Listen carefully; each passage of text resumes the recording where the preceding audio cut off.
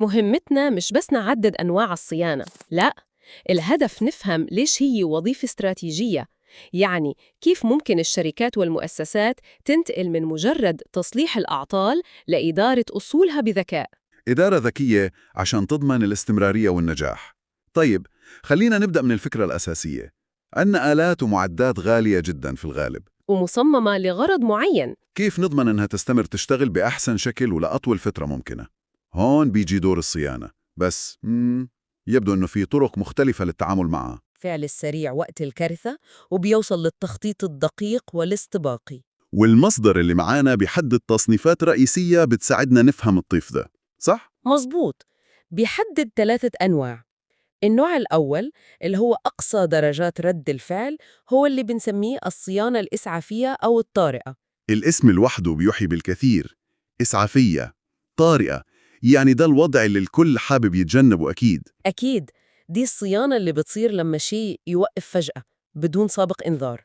الآلة تعطل، الإنتاج يوقف، والكل بيجري عشان يصلح المشكلة بأسرع وقت. حالة طوارئ فعلا. والمصدر بيقول إن ده غالباً ناتج عن سببين: يا إما ما اتبعنا تعليمات التشغيل الصح، أو وده الأهم هنا، أهملنا الأنشطة الوقائية اللي كانت ممكن تمنع العطلة أصلاً.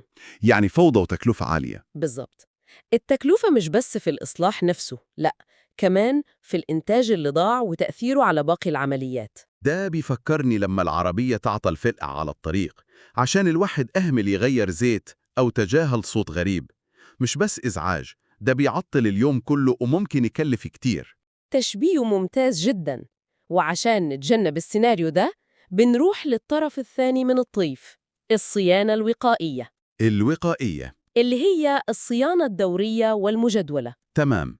دي فحوصات وخدمات منتظمة ومجدولة، هدفها تمنع الأعطال قبل ما تحصل أصلاً، زي الفحص الدوري عند الطبيب أو تغيير زيت العربية بانتظام. والدليل بيوضح إنها بتتم بناءً على خطة زمنية محددة. أيوة، خطة زمنية، ممكن تكون يومية، أسبوعية، شهرية. الخطة دي يا إما جاية من المصنع أو بناء على الخبرة المتراكمة. وشو بتشمل الأنشطة دي عادةً؟ بتشمل حاجات زي الفحص الظاهر الدقيق، بندور على أي علامات تآكل مبكرة، التنظيف عشان نحافظ على كفاءة الأجزاء، التشحيم والتزييت عشان نمنع الاحتكاك الزايد. وممكن تغيير أجزاء بسيطة كمان. ممكن جداً. لو لقينا جزء عليه علامات إجهاد بنغيره قبل ما يفشل تماماً. هي فلسفة درهم وقاية خير من قنطار علاج، بس في عالم الآلات. فهمت؟ فالوقائية هي محاولة استباق المشكلة تماماً. طيب سؤال، لو اكتشفنا واحنا بنعمل فحص وقائي إن في جزء متآكل ولازم يتغير، بس هو لسه متعطلش، ده يعتبر وقائي برضه؟ سؤال ممتاز جداً.